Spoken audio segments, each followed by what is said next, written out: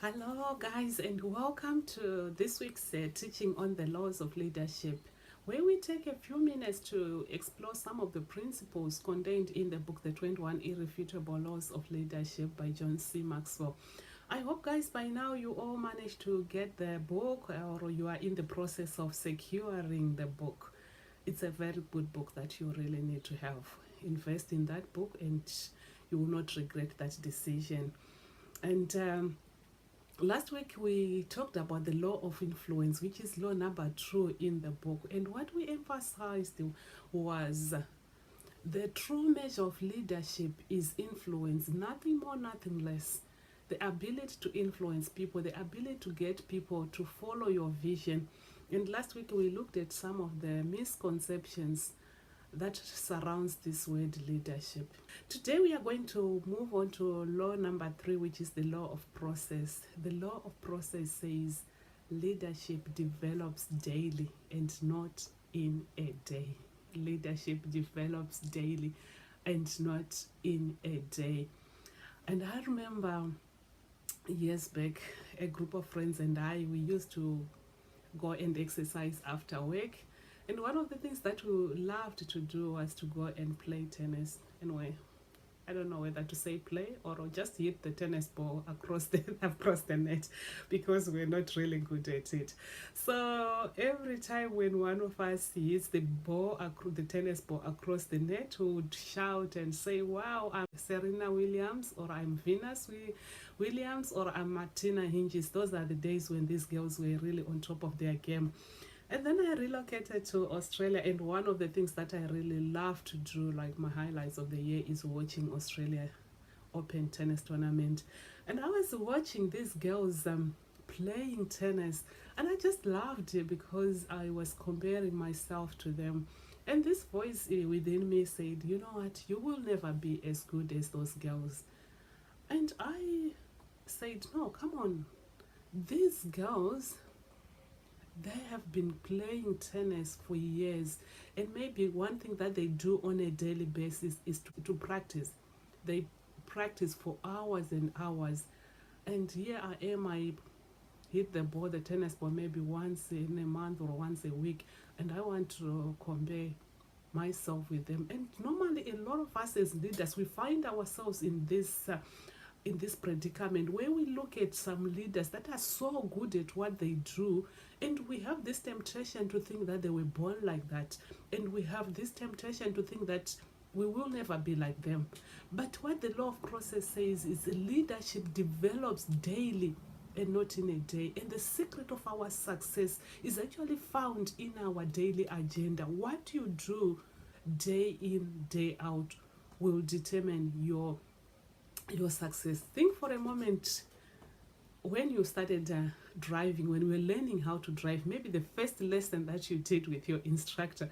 I don't know about you, but personally I was hopeless, trying to keep my eyes on the road, trying not to look at the gear lever when I'm changing the gears, trying to maintain the car going straight.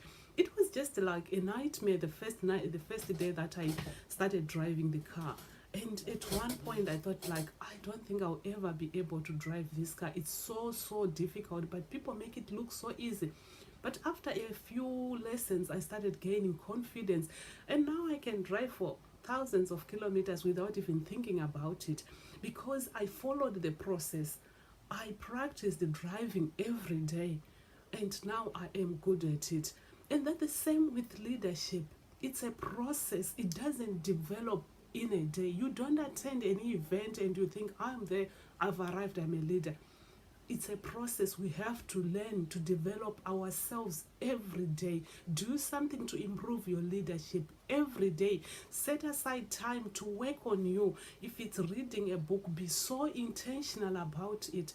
And as time goes on, you will notice that you are so good, just like the rest of the people that you actually admire. And in the book, John talks about the 5 phases of leadership that we all maybe go through. The first phase is where we say, "I don't know that I don't know." You know, in that phase, you don't even know whether there are things to know about leadership. You are clueless. You don't even know that there are things that you need to know about about leadership. Then you move to the next stage where phase number 2, I know that I need to know. I know that I need to know. And for a lot of us, this stage comes when we are thrown in the deep end, so to speak.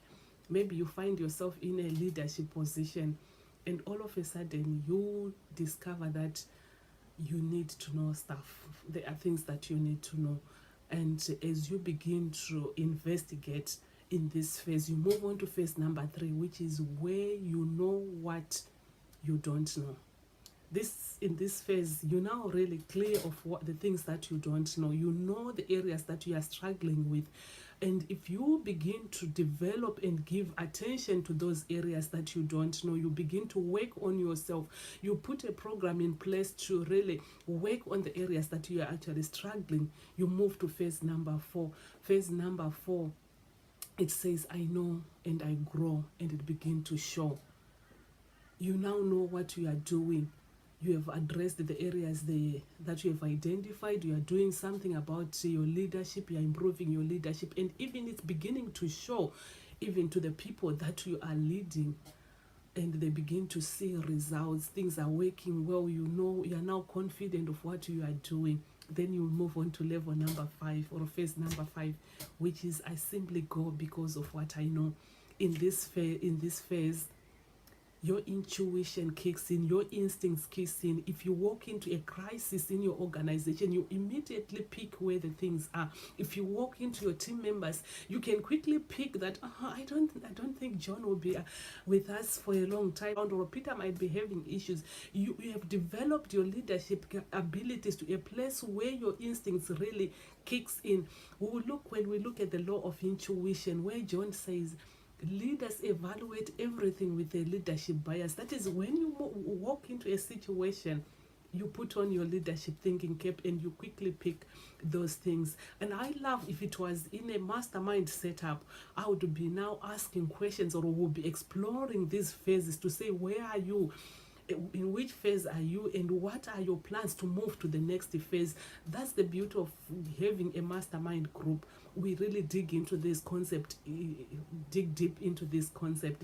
But those are the 5 phases that John will say we move through. I don't know what I don't know. Phase number 1, I know that I need to know. Phase number 2, phase number 3, I know what I don't know. Phase number 4, I know, I grow, and it begins to show. And phase number 5, I simply go because of what I know. Maybe for a minute, take a minute to assess yourself, to say, where am I in my leadership growth journey? In which phase am I, and what am I willing to do to move to the next phase? Where you know, and you simply go because of what you know. You trust your instincts, you trust your gut feeling, and if there is a situation, you know which card to play, because we have worked on the process. But these phases, they take time. It's a process. You just don't wake up one day and you're at phase 5. It takes time. And for every good leader that you see, they've been through the process, or they are still in the process of developing themselves as leaders. And if you start today to follow the process, you can actually also reach that stage. At one time, Benjamin Disraeli said, the secret of success is for a man to be ready when his time comes. And what he was simply saying is, you can't start the process when you have already been thrown in the deep end. Now is the time to develop your leadership abilities. Now is the time to develop your leadership skills. Maybe you are not even in a leadership position, but now is the right time to start doing it.